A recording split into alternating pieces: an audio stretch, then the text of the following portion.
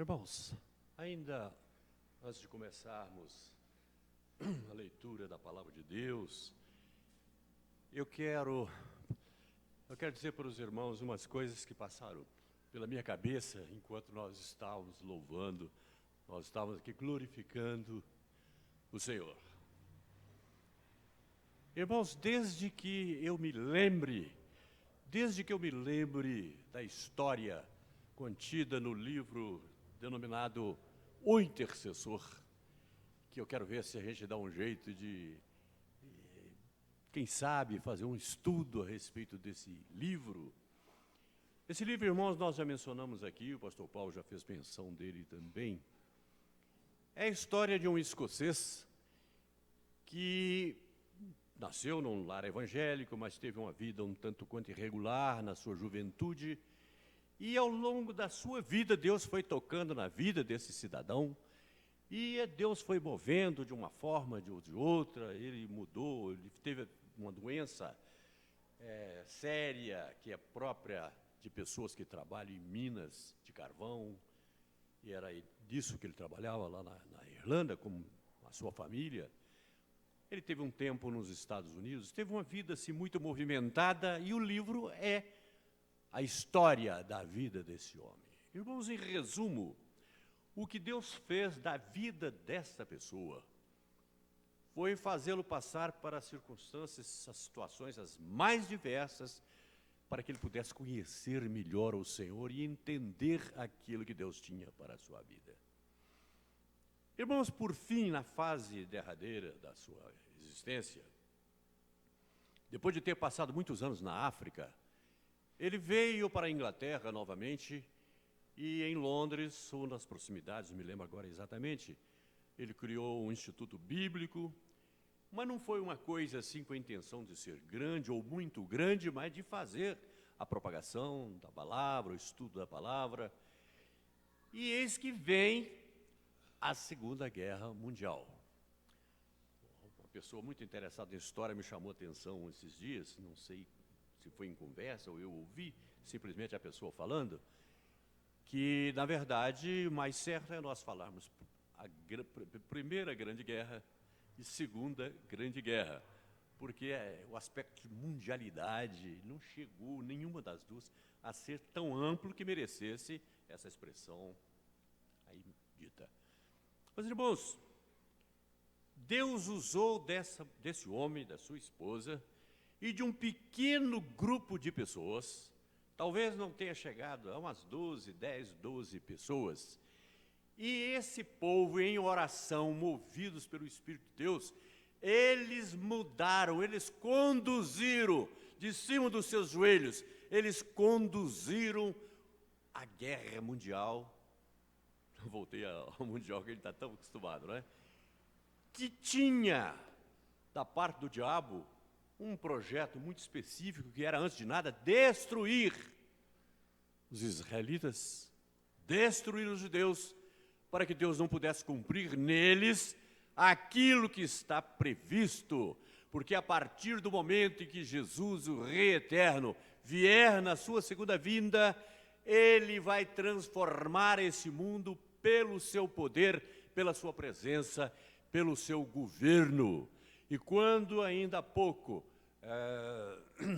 nós cantamos aquela música que se refere ao fato de que um dia todo joelho se dobrará e toda língua confessará, irmãos, é nesta campanha que nós estamos. Irmãos, eu estou falando isso antes daquilo que nós vamos ver aqui esta noite, é porque eu tive uma semana extremamente difícil. Eu peço que os irmãos continuem orando pela minha saúde, porque eu já estava no domingo passado, eu tinha vindo do médico, o André me leva para o médico, para baixo, para cima, e por causa do problema da vista, mas eu não sei se foi um exame que o médico me fez lá, que nem tinha nada que ver, mas me enfiou um negócio dentro da boca. Eu não sei se era o aparelhinho dele, que quem sabe tinha tido contato com o cliente anterior, ou o que seja, mas de domingo para cá, não só eu já estava com o problema da vista, mas a minha garganta foi só piorando, e eu passei aquilo que eu não sei se o veterinário, nosso irmão, vai concordar se é verdade, aquilo que o povo chama, passei um mal de cachorro, esses dias todos. Mas, na medida em que a gente adoece, na medida que coisas que a gente queria fazer, a gente não pode fazer, à medida que a gente fica prostrado, irmãos, o inimigo se aproveita de uma hora como essa, não é para jogar pedra na gente, não. O Davi que jogou a pedra muito bem jogada na testa do... Mas ele tenta nos agredir através daquilo que nós, cristãos, crentes, costumamos chamar de dardos inflamados do maligno. E uma das coisas, irmãs, que preocupa é exatamente a questão, nós estamos aqui, nós estamos reunidos, nós nos proclamamos como missão, e às vezes a gente esquece um pouquinho o que isso pode significar. E desde que, irmãos, desde o início, nós não começamos essa missão pensando em fazer disso uma grande igreja, porque, irmãos, quanto maior a igreja fica, parece que pior a coisa vai andando. Eu não sei se ontem ou se foi anteontem, eu estava vendo, assim, por acaso, eu liguei a televisão lá no meu quarto, num programa evangélico. Não sei que igreja que era, não sei que pastor que era, mas ele vem falando uma porção de coisa e não fala nada, não fala coisa com coisa, mas aí começou a dizer para os irmãos, mostrando uma rosa, que era para cada um levar a rosa para casa, porque ele ia, com aquela rosa ele ia levar a paz, ia levar a felicidade, ia levar tudo aquilo que ele sonhava. Irmãos, isso é terrível, porque isso é feito por pessoas que deviam conhecer a Bíblia, deviam conhecer a verdade e deviam procurar realmente servir ao Senhor e não aos seus próprios interesses. Irmãos, é exatamente num ponto como esse que a gente fica preocupado e deixa, quem sabe, eu talvez tenha deixado durante toda a semana de valorizar aquilo de melhor que nós temos tido aqui. Nesse mês de novembro, nós vamos completar já 1 ano que estamos aqui nesse local. Eu, quando ando lá no fundo lá de casa, né, que os meninos costumam chamar de quadra, porque pode-se brincar de basquete ou pode-se brincar de peteca, mas, irmãos, eu vejo os rastros das dificuldades por que nós passamos, as coisas que eu tive que pregar, até o dia em que a água que rebentou foi tão grande que ela pegou nessa caixa que está aqui, e a água impulsionou a caixa para cá, e eu, coitadinho, como se fosse um goleirinho aí, né, procurando salvar o gol, deu um pulo para frente para tentar segurar essa caixa, quase que ela me amassa. Né? Enfim, coisas que a gente vê, nós já temos história, essa é que é a verdade. Mas, irmãos,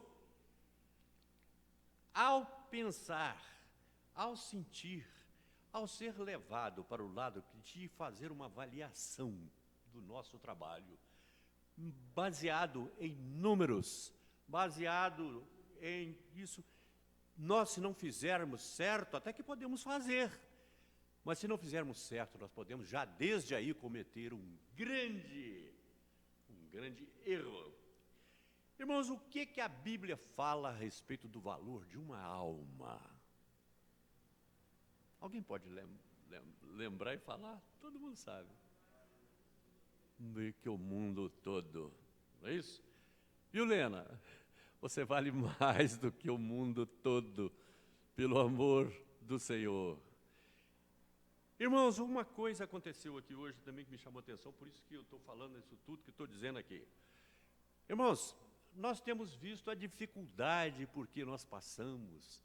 No começo, a Marta emitia lá no computador dela umas letras de música que nós tentávamos cantar. A Priscila, toda desentuada, tadinha, começou a ajudar lá a gente, até que um dia que eu falei com ela, para, não sei se fiz certo ou se não fiz bem. Mas o fato é o seguinte, irmãos, é que as coisas vão caminhando, apareceu teve uma outra pessoa, Deus tem providenciado, nós tivemos o tempo que nós estávamos usando hinos, mesmo lá, depois para cá também, não é? Talvez por isso que o pastor tenha comprado esse computador aqui, que não é o meu, esse aqui é o da igreja. E nós tivemos um tempo, ultimamente, não é? O André e o Davi tiraram da poeira lá os violões, tiraram da poeira a guitarra e estão fazendo um intento. Longe, irmãos, de estar valorizando aquilo que o André está fazendo, aquilo que o Davi está fazendo e outros poderiam estar fazendo. O que eu quero valorizar é uma coisa que aconteceu aqui, por isso eu peço aos irmãos que tenham paciência com o que eu estou dizendo, é que na hora que ele ia começar, eu chamei a Ludmila para vir dar uma ajuda. Irmãos, como é que mudou? Não é? Como é que mudou? O André está mais voltado, para dar as notas ali, que dá esse molho, não é? Mas a letra, o espírito que nós cantamos. Então, irmãos, eu penso que está chegando a hora, e essa hora já chegou, em que é hora de nós todos pegarmos no arado. Quando morre alguém no interior, né, as pessoas vão pela cidade afora, levando o caixão, e quando o sujeito não é muito pesado, aí aparece mais gente, cada um quer pegar na alça do caixão um pouquinho e tal, cada um der uma participação, e aquele féretro vai com mais velocidade, vai com mais sei lá, vai melhor. Irmãos, talvez seja exatamente essa a hora de nós começar. Nós temos orado, nós vamos continuar orando, Deus tem ouvido as nossas orações, vai continuar orando. Os grandes problemas do mundo, os grandes problemas da cidade, eles não são nada diante do poder de Deus, e nós somos o meio mediante o qual essas orações chegam ao Deus Todo-Poderoso. Então, irmãos, enquanto nós estivermos de 3 em 3, ou de todo mundo junto, nós estivermos orando, irmãos, a obra está caminhando. E caminhando celeremente, é necessário que nós valorizemos pela oportunidade de estarmos fazendo isso. Quando nós virmos que alguém está fazendo alguma coisa, o André está ali começando a tocar, mas a Ludmila pode pegar, e se os irmãos concordarem comigo, se não tiver ninguém que fale, aí vem aquela história, fale agora o cálice para sempre, eu na semana que vem vou comprar mais um microfone, na expectativa de que quem quiser sair do seu lugar e vir aqui ajudar o louvor, não sei se os irmãos vão concordar, mas vamos pensando sobre coisas dessa natureza, porque eu creio que cada um de nós pode colocar no altar do Senhor as suas ideias. A Luz colocou diante de mim hoje uma ideia, que eu falei com ela, eu creio que isso vem do Senhor. Irmãos, quando há 30 anos atrás, Deus elegeu aquela filha dele ali, para me ajudar a criar os meus menininhos, Deus sabia, naturalmente, muito bem o que estava para fazer, as coisas que deveriam acontecer, mas houve um fato interessante, é que através de um profeta do Senhor, ou uma profeta, eu não sei, Deus me disse que tudo aquilo que Ele colocasse no meu coração, Ele imediatamente confirmaria através dela. E aquilo que Deus colocasse no coração dela, que eu seria usado por Deus para a confirmação disso. E inúmeras as situações que comprovaram que realmente Deus tem feito isso. E eu venho pensando já há algum tempo, irmãos, preocupado em o que a gente pode fazer. Nós temos orado, né, João, por estratégias do Senhor para o nosso trabalho e a nossa obra, mas eu acho que o momento, irmãos, é de nós começarmos a colocar as coisas em cima da mesa. Não vou usar a expressão carta na mesa, não, porque pode confundir, mas posso usar também porque nós somos, diz o apóstolo Paulo, cartas vivas, não é, do nosso Deus. Irmãos, eu sei que muitas ideias podem surgir. E eu quero colocar diante da igreja já uma ideia do que ela me falou hoje tarde, um pouquinho antes da gente ter que sair. Mas é o seguinte, nós projetamos ser um manancial de conhecimento bíblico, de colocar a palavra, daí, missão Horebe, porque o que aconteceu lá em Horebe foi isso, o Senhor mandou que reunisse o povo para que ele falasse, e ele falou de uma forma tremenda naquele monte. Irmãos, imagine uma montanha fumegando, uma montanha, que calor, que luz, que tudo que tivesse irradiado dali, Foi Deus dando para o seu povo a lei. Os 10 mandamentos são coisas colocadas por Deus diante dos homens, e se os homens cumprissem os 10 mandamentos de Deus, esse mundo não teria chegado aonde chegou. A lei sobre esse aspecto foi magnífica. Ela só não atingiu, porque os homens falharam, como um meio de salvação, mas ela foi dada e ela é válida.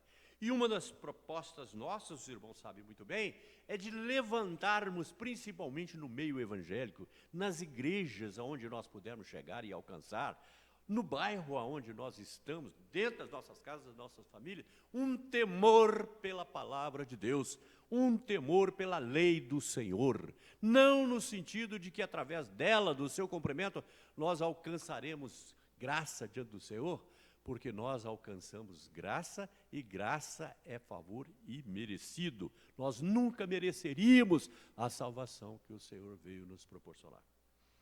Mas o que ela disse, eu digo aqui, porque depois a gente ainda conversa mais um pouquinho, depois os irmãos podem falar comigo ou ligar para mim. É o seguinte, irmãos, por que nós não programarmos, já a partir de agora, estudos? Por exemplo, o que ela disse, aos domingos, um pastor da igreja, uma pessoa que a igreja tenha colocado para fazer isso, venha tratando de um assunto, venha tratando de um tema, até que esse tema seja bem esgotado. É evidente, irmãos, que isso vai demandar muito estudo, mas graças a Deus que Deus nos tem dado tempo e oportunidade para realizar essas coisas, e muito mais ainda o Senhor tem para fazer. Mas, irmãos, eu já venho pensando também em outras coisas. Talvez no dia de semana, eu hoje fiquei lá coçando a cabeça. Para quem que eu ligo? Então, começou assim. Eu pensei, eu ligo para o Lívio, eu ligo para o João, eu ligo para a Ludmila, para ver se alguém vem me socorrer, porque eu era muito ruim. Irmãos, não sabem o que é uma garganta doendo uma semana inteira. Essa noite eu quase não dormi. Eu já estou expulsando a mulher do quarto para um outro quarto, para ela poder dormir, porque eu fico tossindo, eu fico mexendo, e enfim, é uma situação extremamente desagradável. Mas, irmãos, eu não liguei para o Lívio, eu não liguei para o João, eu não liguei para a Ludmila, e nem para nenhum dos outros irmãos. Irmãos, isso nos alerta, isso me alerta, para uma ideia que há muito tempo, desde o começo, vem me passando pela cabeça. Irmãos, eu já fui professor universitário durante muito tempo, tenho muita experiência em preparar.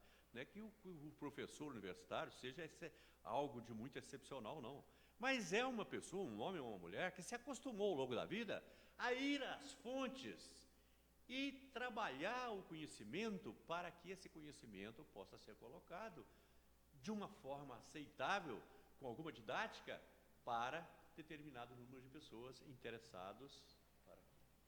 Então, irmãos, eu penso que nós podemos também, em outros dias da semana, mais de não sei, aí vai depender dos irmãos reforçarem a ideia, mas por que não fazer uma coisa que eu venho pensando há muito tempo? Por exemplo, no seminário presbiteriano, que tem sede lá na primeira igreja presbiteriana, eu não somente fui o primeiro secretário daquele seminário, como fui também professor de comunicação durante muito tempo. Na UNA, mexi com comunicação também bastante, nas empresas em que a gente dá consultoria também, a gente está sempre mexendo. Então, eu acho que coisas dessa natureza, do conhecimento de cada um de nós, podem ser transformados em alguma coisa que venha a ser posto à disposição nossa.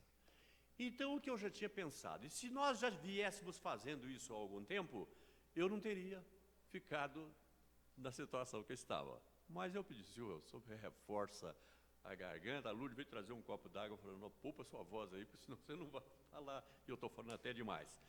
Mas, irmãos, imagine que nós podemos, para as pessoas da igreja que quiserem, e quem sabe até de outra igreja que a gente tiver contato, a gente pode preparar, e dentro de um tempo razoável, a gente apresentar, por exemplo, cursos relacionados com pregação, para a formação de pregadores, de pessoas que recebam aquilo que a gente puder trabalhar e colocar, né, diante das pessoas, isso vai ser útil também para muita gente fora, porque eu há muitos anos que eu não tenho dificuldade nem para dar aula, nem para falar, eu até falo um pouco demais. E eu não tenho aquilo que seria bom que muita gente tivesse, que é um negocinho para desligar aqui atrás. Mas no colégio, onde eu estudei no internato durante muito tempo, nós tínhamos lá um grêmio, que era o chamado Grêmio Ensaios Oratórios, era o nome. Então, o grupo, quem quisesse participar, podia participar, não era obrigatório. Quem dava todo o respaldo para nós, uma das mulheres mais cultas que esse Brasil já conheceu, doutora Cecília Rodrigues de Siqueira, mãe de um Siqueira que tem no estado de Minas há muito tempo. Muito bem. Lá o que se propunha era ela passar alguns conhecimentos, algumas técnicas, alguma coisa para nós, e cada membro tinha que, pelo menos de uma semana sim, outra semana não, teria que apresentar uma palavra, teria que vir e fazer um discursozinho, poderia pegar uma fichinha, alguma coisa qualquer. E aqueles que tinham menos experiência, no começo era um sofrimento, uma coisa. Mas as pessoas com isso têm que ter um começo, tem que ter um começo. Se houver vocação, se houver realmente repartição de experiências e de ensinos, isso pode progredir. Eu não estou dizendo isso como um exemplo de muitas e muitas coisas e ideias que têm passado pelas nossas cabeças. A Lourdes tem mencionado algumas vezes que às sextas-feiras talvez a gente pudesse fazer aqui um trabalho com mulheres, com senhoras da região e nós próprios, todos aqui, às sextas-feiras. Mas essa ideia é uma ideia. Eu gosto de dizer o seguinte, que ideia humana não pode ser julgada no lixo. As ideias têm um valor. Elas são como uma semente, elas trazem um conteúdo genético que pode determinar o grau de conhecimento e que isso venha realmente falar. De modo, irmãos, que eu penso que a partir de agora, e eu agora, irmão, tem um significado muito importante. Se o tempo for consumido com as coisas que Deus está colocando no meu coração para falar, talvez eu nem use aqui o que eu preparei, mas vamos ver como é que o tempo fica. Irmãos, hoje está fazendo 56 anos que aos 18 anos eu dei a minha pública profissão de fé. Lá em Jequitibá, lá num lugarzinho longe, dias de viagem distantes da minha família, num tempo que você não podia falar que existia telefone, existia para lá, mas não para a gente ali. Uma carta colocada no correio levava 15, 20 dias para ir lá, entendeu? Mas, irmãos, isso tudo tem muito significado na vida nossa. E hoje nós estamos começando falando que nós estamos quase fazendo um ano que estamos aqui. Mas, irmãos, às segundas-feiras eu não tenho vindo aqui à tarde, eu permaneço lá em casa. Mas também não saio. Alguém quiser ligar para mim na segunda-feira, vai me achar lá em casa. Pode ligar, telefone de lá, ou então no meu celular. Eu não tenho vindo aqui na parte da tarde, porque nós temos o nosso culto de oração à tarde, pois, que eu acho que está precisando de mais pessoas, né, João? O João vai fazer uns convites aí, né, João? A quem puder. Então, se eu ficar aqui de tarde, depois para ir em casa para tomar banho e voltar, aí já vai ficar pesado para mim. E o velho, né? Quando as cãs dizem que são a beleza dos velhos, mas é duvidável, né? E na quarta-feira nós temos o culto também, é a mesma questão. Se eu ficar aqui e depois eu for, isso vai me dificultar, vai ficar pesado e talvez não muito produtivo. Mas, irmãos, às terças, quintas e sextas-feiras, eu estou à tarde aqui na igreja. Esses dias atrás eu fiquei muito adoentado e acabei quebrando um pouco isso, mas Deus vai me abençoar e vai me ajudar para que os irmãos liguem, passando uma ideia. E se eu precisar lembrar de um irmão na hora que a gente estiver trabalhando uma ideia, a hora que alguém ligar para o outro, eu quero ver se a gente movimenta, porque eu acho que está chegando a hora. A hora é certa. Parece que a Lúcia está querendo ler um texto da Bíblia. Ah, não, está só tirando a poeira da Bíblia. Irmãos, vamos ficar de pé e vamos orar. Senhor Deus, o nosso Pai, louvado e glorificado seja o teu nome, meu Deus. Senhor, nós te agradecemos pelo louvor de hoje, Pai, que foi movimentado pelo teu Espírito, Pai.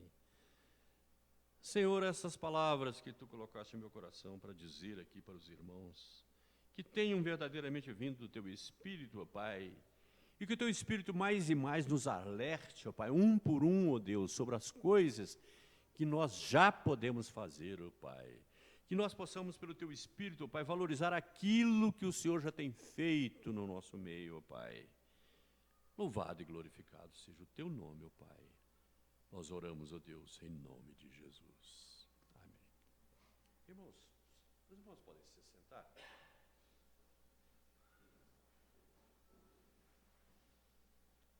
Irmãos, hoje eu gostaria de passar aqui rapidamente algumas coisas que eu tenho anotado com relação à segunda vinda de Cristo.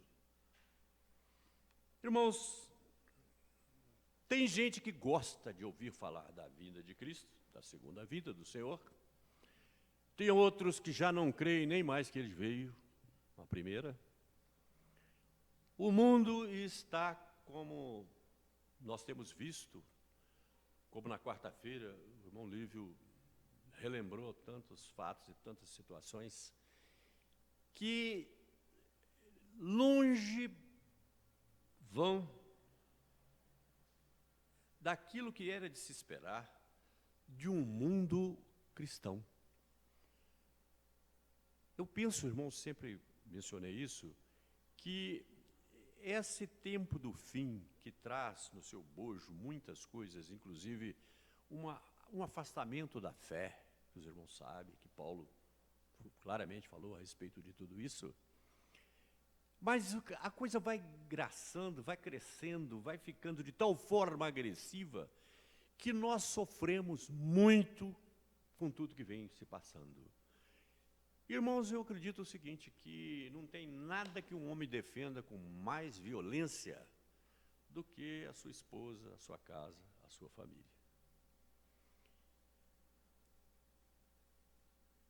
E eu suponho que Jesus Cristo não se esquece nem por um instante da sua esposa, da sua igreja pura, sem mancha, sem ruga,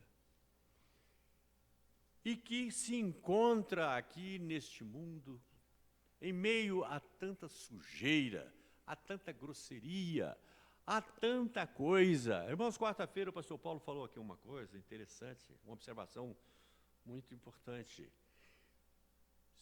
O que tem sido feito contra o nome do Senhor Jesus e contra a igreja do Senhor Jesus, se fossem os cristãos fazer como outras religiões têm feito, toda vez que falam mal, mentiras contra o nome santo do Senhor Jesus, se nós, cristãos, pegássemos em armas, nós estaríamos numa guerra de grandes proporções. Mas os irmãos sabem, e foi a propósito das observações do Lívio, realmente isso é uma grande verdade. E essa é a igreja, essa é a esposa do Senhor, que vê também a todo instante o seu esposo, o seu amado, ser ofendido, achincalhado, como nós temos visto a cada dia. Mas, irmãos, nós podemos clamar, nós podemos continuar orando, orar pela igreja, nós podemos encarar essa missão de joelho no chão, essa missão de intercessão, de uma forma que o Senhor vai usar, que o Senhor vai usar para fazer com que coisas aconteçam. Contudo, irmãos, nós estamos no tempo do fim, se não já no fim. Há um local na Bíblia em que esse momento é comparado às dores de parto.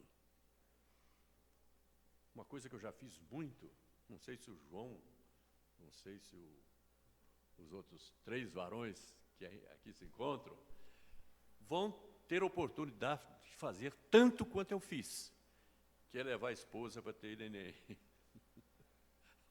O livro até pôs a mão assim. 9 vezes. Mas, irmãos, o zelo pelo Senhor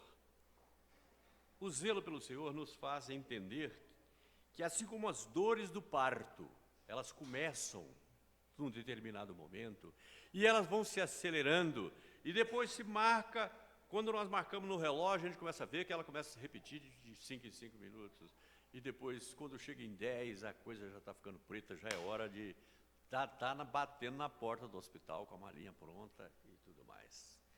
Irmãos, essa expressão bem implica, é um momento triste na vida da igreja, um momento de tristeza, é um momento de dor, e não é porque algo de excepcional vá ser feito por nós nesse momento último, nesse momento final.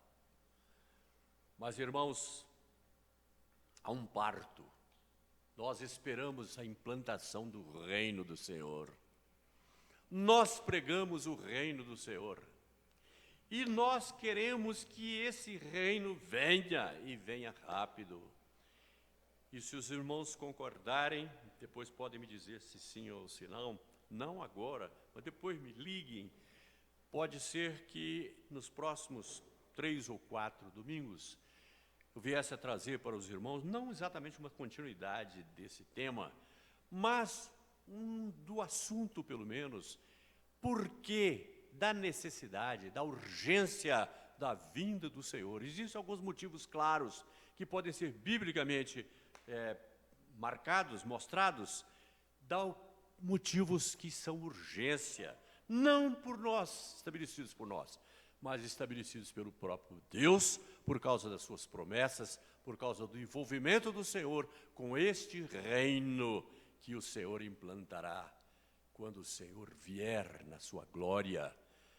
Quando o Senhor vier na sua glória, lá em Mateus está escrito: Ele reunirá as nações diante dele e separará. Se é reunião de nações, só pode separar realmente nações, porque ele entrará em juízo contra elas. Então existem muitos fatos. Deus está empenhado nesta obra de implantação do reino do Senhor. Irmãos, Paulo faz referência ao fato de que o seguinte, ele diz para os seus, não sei se poderia chamar de discípulos, sim, talvez para os irmãos, ele diz assim, que apenas falta que aquele que resiste seja retirado. Irmãos, nós não temos dúvida que esse que resiste à implantação do reino, resiste a toda boa obra que o Senhor tem preparado, é Satanás, é o anticristo, mas ele será retirado, nós sabemos disso. Então nós estamos vivendo um momento, irmãos, em que nós ainda podemos agir, nós ainda podemos atuar. É neste momento de trevas para o mundo que a luz do Senhor que habita e que existe em nós pode e deve se manifestar. E eu creio que o Senhor está querendo, não é grandes e milionárias igrejas, igrejas mundiais, como alguma tem por aí, é uma coisa enorme. E, no entanto, por maiores que são, estejam sempre cheios. Mas também não sei se estão cheios apenas de pessoas que estão procurando alguma coisa do seu interesse, ou se são verdadeiros servos do Senhor. Mas eu vou ler alguns textos da palavra do Senhor, que de alguma forma estão relacionadas com esse tema que nós falamos ainda há pouco, a segunda vinda do Senhor. Muitos homens falam a respeito da vinda do Senhor. Eu estava aguardando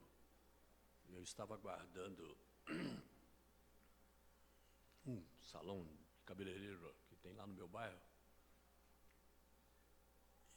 E eu estava pensando em ficar conhecendo o trabalho lá coiffeur, porque eu corto o cabelo durante mais de 34 anos com o mesmo barbeiro, mas eu, adoentado, ele lá no centro, e traz dificuldades, e fiquei lá um pouco, porque tinha duas pessoas, um aguardando e o outro na cadeira. Eu fui vendo o que ele estava fazendo na cabeça do rapaz e não fui gostando muito, não. Mas o que eu não gostei mesmo é o que estava passando na televisão lá. Eram umas pessoas toda cheia da sua fé, da sua crença nas religiões orientais e falando a respeito dos meios mediante os quais as almas podem, num ponto aí do infinito que eles determinam, é lá que elas se reencontram para reencarnar e não sei o quê, e mais isso e mais aquilo. Irmãos, eu puxei a porta que estava semi-encostada e saí, não falei nem boa tarde, nem até logo. Porque, na verdade, o que estava me angustiando não é ver que o meu plano de conseguir um cabeleireiro lá perto de casa caiu para o chão por ver que o negócio não estava muito conduzido do jeito que eu gosto. Mas aquilo que estava saindo daquela televisão. Irmãos, e é a palavra de Deus que nos mostra verdadeiramente o que nós precisamos saber. E é triste que o Senhor fez a sua obra, Jesus levou sobre si os nossos pecados, tudo pela humanidade. E neste momento, a troca, aquilo que ele está recebendo, é algo que nos entristece, porque não é isso que o Senhor Jesus merece. O que Jesus merece é toda a honra, toda a glória e todo o louvor.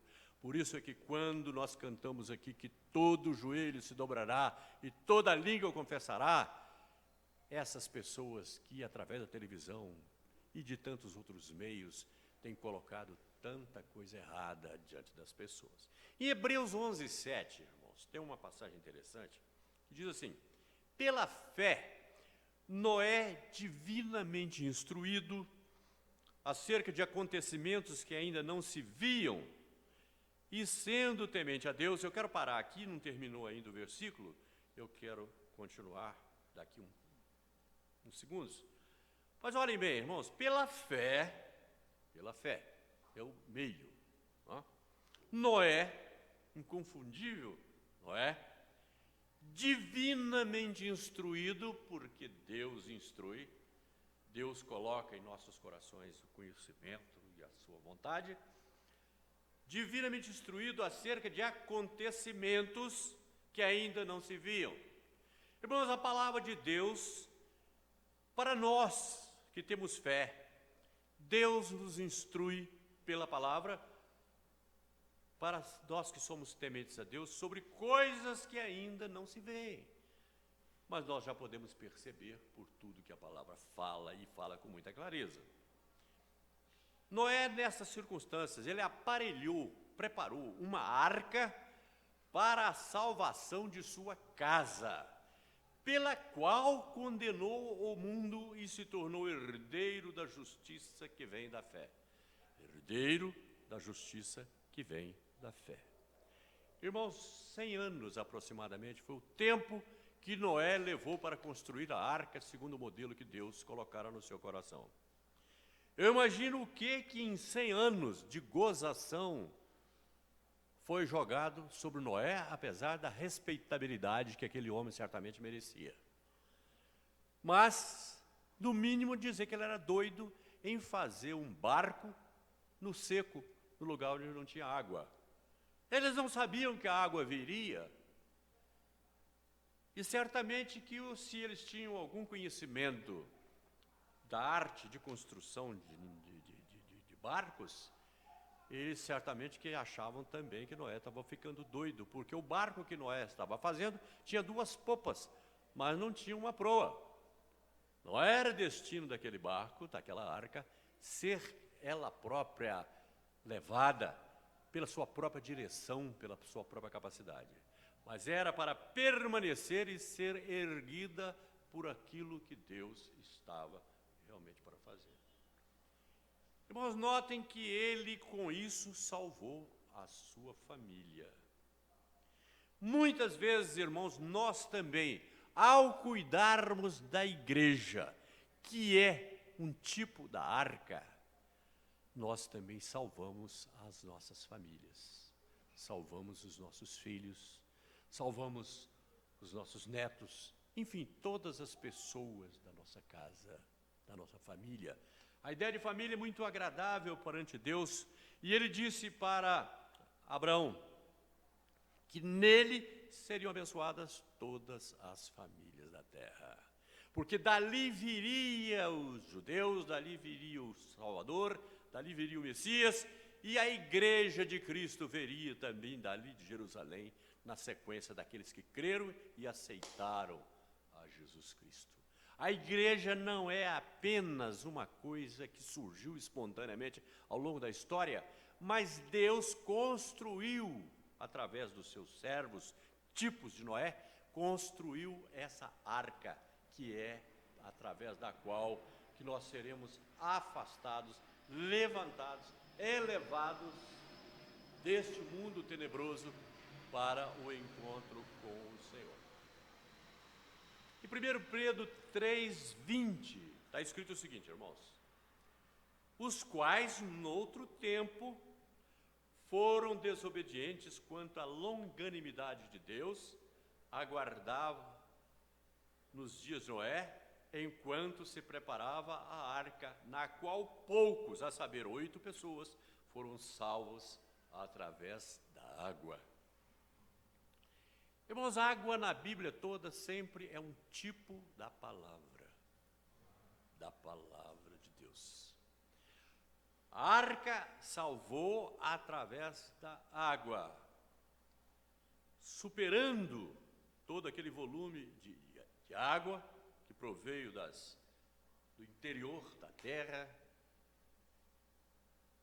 Em Pedro ainda 2, verso 5, Pedro 2, 5, na continuidade desse mesmo assunto: e não poupou o mundo antigo, mas preservou a Noé, pregador da justiça, e mais 7 pessoas, quando fez vir o dilúvio sobre o mundo de ímpios. Irmãos, eu juntei esses textos para lembrar que a Bíblia compara Noé, compara esse tempo antes do dilúvio que foi juízo de Deus sobre aquele tempo tenebroso em que viveu Noé. Mas certamente que Noé esteve muito mais preocupado em atender a Deus, em construir aquela arca, que seria para a salvação de poucos, a sua família, do que estar rebatendo ou entristecendo-se com o furor dos inimigos de Deus, que se manifestavam de forma tão... Noé, irmãos, ele é tipo de Cristo, porque preparou a arca, preparou a salvação, foi fiel a Deus, Deus esteve com ele. E a arca que ele é um tipo da igreja, como nós mencionamos ainda há pouco. Em Mateus 24:37 está dito assim: pois assim como foi nos dias de Noé, também será a vinda do Filho do Homem. Mateus 24:38, porquanto assim como nos dias anteriores ao dilúvio, comiam e bebiam, casavam e davam-se em casamento, até o dia em que o Noé entrou na arca. Aqui tem uma palavrinha pequena, irmãos, tremenda. Até. Até é um marco solene. Quando nós usamos essa palavra, é isso? Até é uma questão de tempo. Eu vou estar aqui até a hora de sair daqui. O até aparece muitas vezes na Bíblia, mas é sempre como alguma coisa que determina um fator de tempo. Pois assim como foi nos dias de Noé, também será a vinda do Filho do Homem. Porquanto assim como nos dias anteriores ao dilúvio, comiam e bebiam, casavam e davam-se em casamento, até o dia em que Noé entrou na arca. E em Lucas 17, assim como foi nos dias de Noé, há uma repetição de Lucas, será também nos dias do Filho do Homem. Irmãos, dia do Filho do Homem é o dia em que o Senhor Jesus vai se manifestar. Irmãos, a palavra de Deus nos afirma e nos garante que a segunda vinda do Senhor se dará em 2 tempos, em 2 momentos, separados por 7 anos lunares. O ano lunar, ou o mês lunar, é o de 30 dias, difere de alguma forma do nosso calendário. Seria um calendário natural. Mas a primeira parte da vinda do Senhor, nós vamos ler textos que mencionam isso, ela vem para a sua igreja, é o momento do arrebatamento.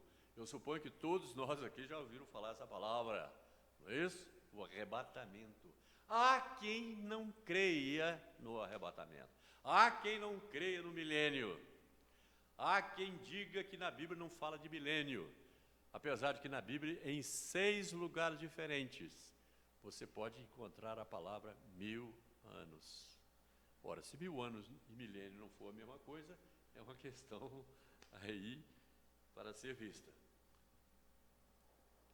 Lucas 17, então assim como foi nos dias de Noé, será também nos dias do Filho do Homem.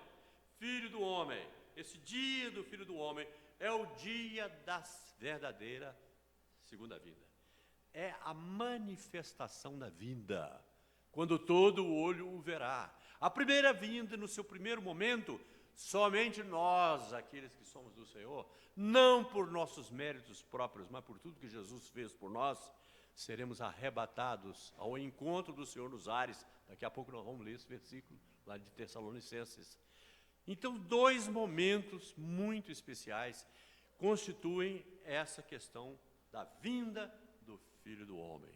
Primeiro para a esposa, é o rei que chega à meia-noite e que vai encontrar algumas das suas moças, noivas, com as suas vasilhas cheias de azeite. Azeite é o Espírito Santo de Deus, irmãos. E outras que não guardaram e ficaram sem condições de passar por aquela porta que se abriu. Ou seja, Lucas também fala, 27, comiam, bebiam, casavam e davam-se em casamento, até o dia em que Noé entrou na arca e veio o dilúvio e destruiu a todos. Irmãos, uma das coisas que eu gostaria de dar aqui para os irmãos, se fosse numa determinada semana, a gente pegava 1, 2 dias, ou 3 dias, era um estudo mesmo que rápido, mas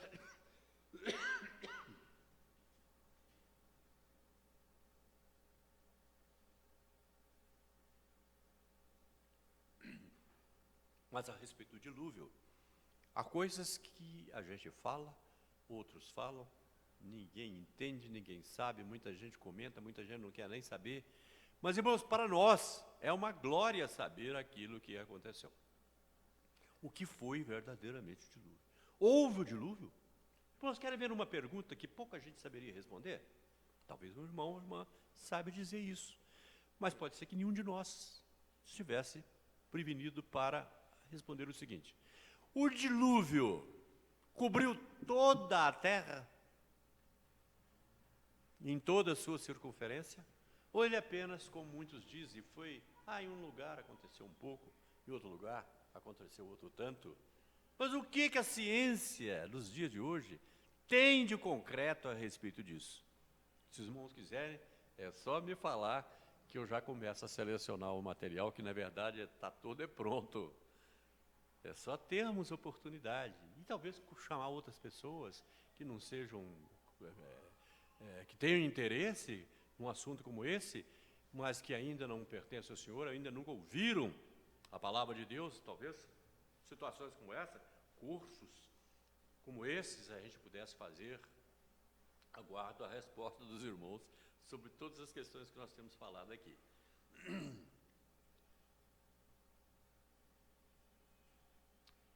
Irmãos, eu mencionei ainda há pouco a expressão o arrebatamento da igreja. A Bíblia é farta em nos dizer tudo sobre este assunto tão importante para nós. Tão importante. O André, durante aí uns 5 ou 6 anos,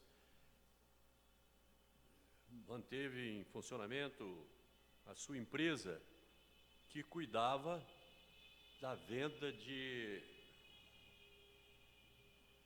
não é bem um pacote, mas era um um tipo de serviço de preparar estudantes para irem, de acordo com determinada legislação dos Estados Unidos, poderiam ir, ficar 4 meses, geralmente nas férias de fim de ano, nos Estados Unidos, com direito a trabalhar, com direito a ficar lá esse tempo. Muitos, centenas, passaram aí pela mão do André. Eu gostaria de perguntar ao André, basta você menear a cabeça sim ou não, os outros irmãos vão ver sua cabecinha balançando para lá ou para cá.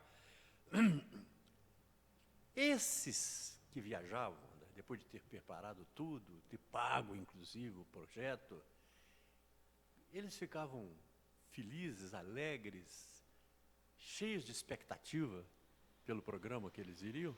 Ou era uma coisa que não transmitia nenhum interesse para eles? Era uma grande expectativa, não é? E qual de nós também, irmãos, que não se enche de expectativas quando Deus, na Bíblia, fala a respeito do arrebatamento da igreja?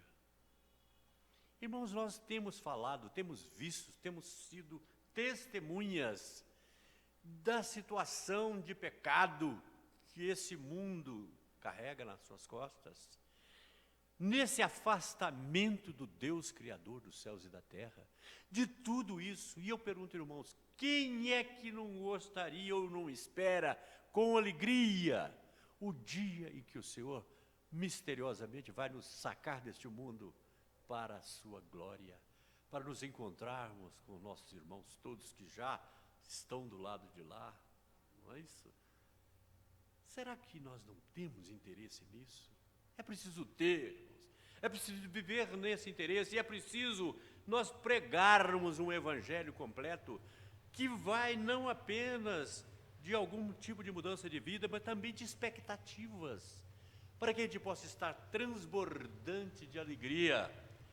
Ontem a Lourdes viu um filme lá em casa e eu acabei vendo um pedaço também de uma mulher que 6 vezes foi ao altar e fugiu.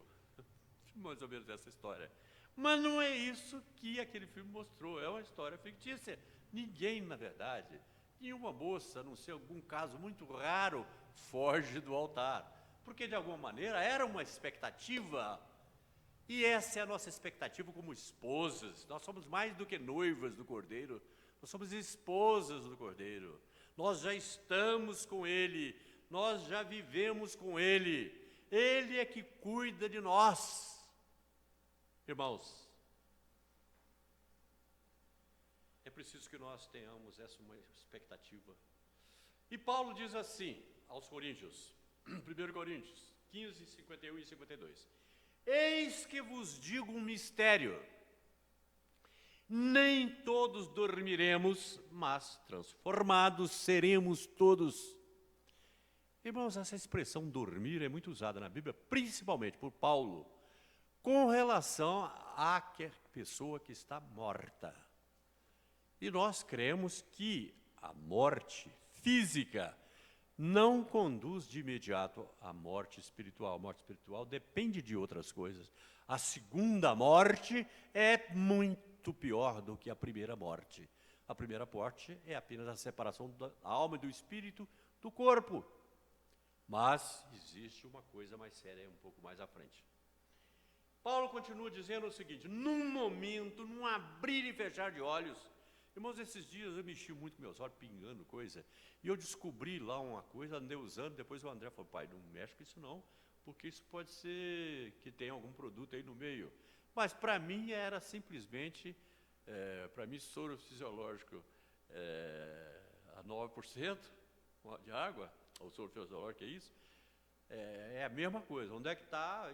Mas era um remédio que eu comprei, nos tempos que eu tinha sido rotulado aí de asmático.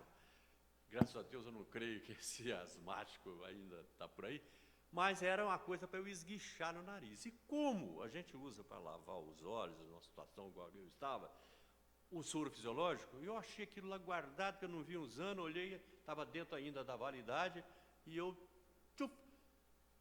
aquilo que era para bater dentro do nariz, estava batendo no olho. Só que tem, irmão, que o nariz não sai do lugar. Então você põe o negócio dentro do nariz e aperta, vai mesmo, não tem problema. Mas eu não consegui em nenhuma vez que eu tentei no olho, que o meu olho não fechasse. É uma coisa tão rápida, um abrir e fechar de olhos, irmãos. Tão rápida, que o movimento da minha mão foi menor. Eu não tive capacidade, porque o jato vinha. Ele vinha e eu vi o jato se aproximar e fechava o olho. Qualquer coisa que venha na nossa direção, e venha na direção dos nossos olhos, geralmente, no movimento brusco, isso é um abrir e fechar de olhos. Para se ter ideia de quão rápido, de quão premente, de quão maravilhoso vai ser este acontecimento. E eu espero, irmãos, que a gente queira isso. Porque há muitos anos atrás, eu estava falando a respeito da vinda do Senhor Jesus para minha irmã, a Elda, e ela, eu não gosto de falar sobre isso não, eu ainda tenho muita coisa para fazer. Hoje está lá já com beirando 65 anos, é dor no joelho, é não sei o que, o que ainda tem para fazer? Até é bom perguntar, você já está interessada em estudar mais um pouco sobre a vida do Senhor? Irmãos, aquilo é bom, pensar e saber que isso está à nossa frente, isso não é conversa, não é conto da carochinha, isso é verdade. Nós temos que viver essa verdade, pregar essa verdade e sermos felizes. Paulo usa, nós talvez vamos ler aqui, ele diz o seguinte: consolai-vos uns aos outros com essas palavras. Consolar não é fácil. Quando a gente vai cumprimentar alguém que teve um parente falecido, o melhor é não dizer nada. O melhor é dar um abraço. Aquilo fala tudo. Porque qualquer palavra que a gente vai dizer, está repetindo o que o outro já falou, a pessoa já tem a expectativa que é exatamente aquilo que a gente vai falar, então para que falar? Não é? Mas isso aqui é consolo da melhor qualidade. No momento, no abrir e fechar de olhos, ao ressoar da última trombeta, isso é referência lá ao Apocalipse, a trombeta soará. Irmãos, nós não usamos trombeta. Talvez a única coisa que vem aqui para nosso ouvido de brasileiros é quando alguém usa a expressão seguinte: ele botou a boca na trombeta. Não tem nada que ver com uma situação gloriosa, né? O uso dessa trombeta. Um abrir e fechar de olhos, o ressoar da última trombeta, a trombeta soará, os mortos ressuscitarão incorruptíveis. Irmãos, eu não sei se vocês já tiveram o desprazer de ver uma cova ser aberta depois de muitos anos. E eu vi isso quando era criança e até hoje. Depois disso vi outras coisas mais sérias. Mas quando criança, não sei por que cargas d'água, eu fui no cemitério num dia que não tinha enterro, não tinha nada. Na verdade eu sei, é que nós éramos meninos e o cemitério fica num alto, lá em Resplendor. E a gente ia ao cemitério acompanhando um defunto, principalmente aqueles que vinham num caixão preto, que chamava vai e volta. Os pobres que morriam no hospital, eles eram colocados dentro daquele caixão preto, vai e volta, que era levado por algumas pessoas, e ele ia e voltava. Colocavam a pessoa lá. Então, até o vai e volta, a gente costumava, os meninos da rua, ir atrás, para voltar correndo. Era um motivo para a gente ir lá e voltar correndo morro abaixo. A gente levava cada tombo, irmão, vocês não podem imaginar. Correndo em disparada, chega um ponto que a gente não controla mais a velocidade e sai ralando o joelho no chão. Ressuscitarão incorruptíveis. Eu estou dizendo isso porque eu já vi, nesse dia que eu fui lá, eles estavam retirando, pessoa da prefeitura, estava retirando o conteúdo de covas antigas para que pudessem ser reutilizadas, e aqueles ossos colocados de lado, com o resto de madeira do caixão, os cabelos, os dentes. Irmãos, é horrível o que a corruptibilidade desse nosso corpo produz. Mas nós seremos ressuscitados incorruptíveis. Se alguém estiver preocupado porque está aparecendo muita ruga, está aparecendo muito isso, aquilo outro, irmãos, isso tudo desaparece num abrir e fechar de olhos. incorruptíveis, e nós, Paulo então nesse caso está falando, nós os vivos, né? E nós seremos transformados. Por que isso, irmãos?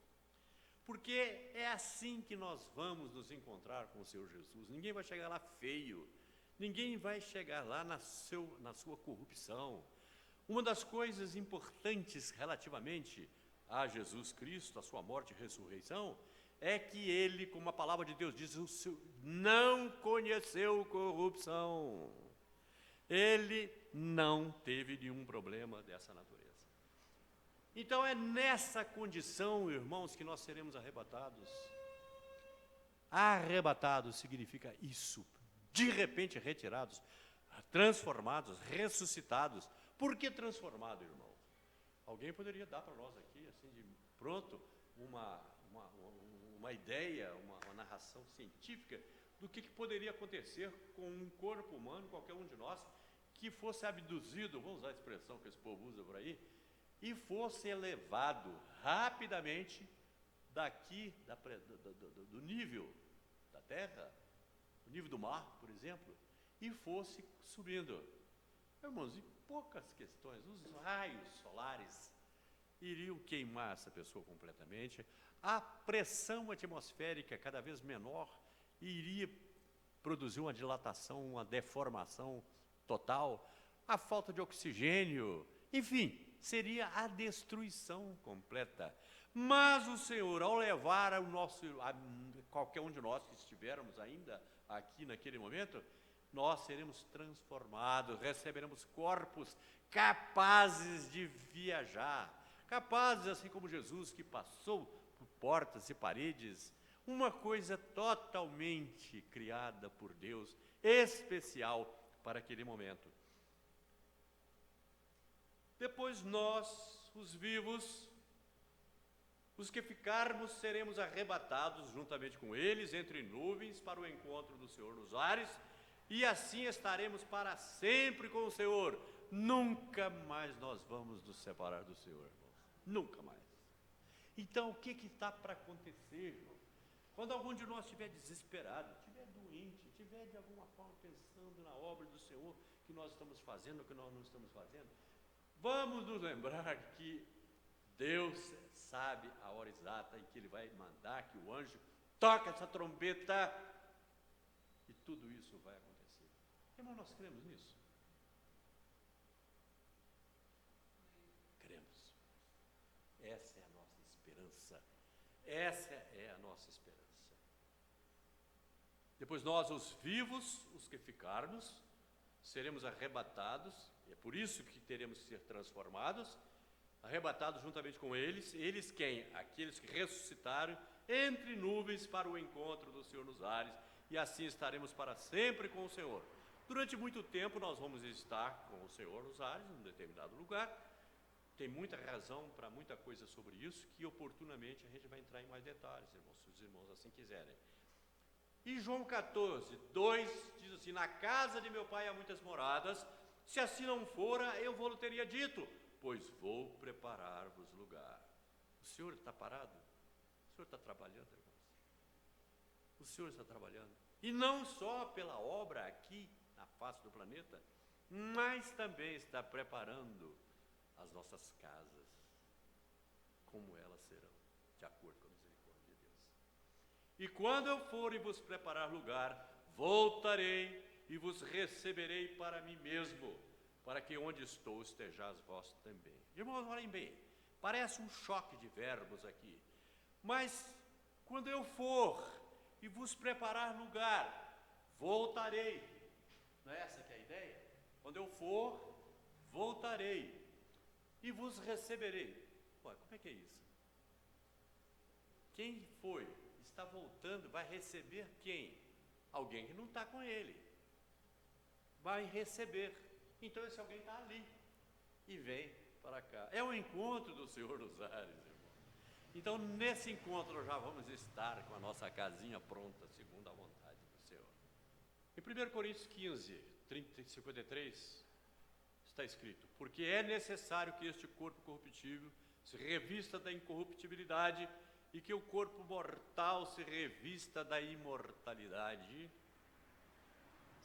E o verso 54 diz: e quando este corpo corruptível se revestir de incorruptibilidade, e o que é mortal se revestir de imortalidade, então se cumprirá a palavra que está escrita: tragada foi a morte pela vitória. Irmãos, eu vou apenas fazer uma observação para deixar para no futuro a gente, quem sabe, abordar isso de novo. Mas só para dizer assim, e os outros que não foram arrebatados? E os outros que não ressuscitaram, mas que estão mortos? Eles não estão no paraíso. Irmãos, eles estão no inferno. Eles estão no inferno. E é para lá que estão indo todos aqueles que morrem neste momento.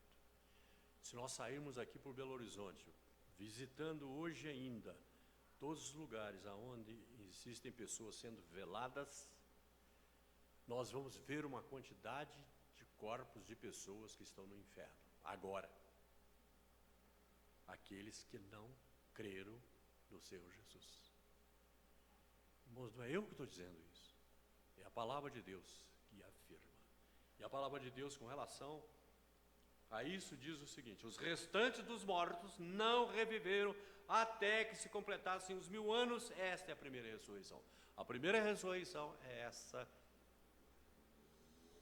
para o encontro do Senhor nos ares. Mas os demais, depois que Jesus vier nos trouxer com Ele, todos montados em cavalos brancos, nós vamos viver e reinar com Cristo os 1000 anos, que é o tempo de duração, segundo o Apocalipse, do reino do Senhor Jesus.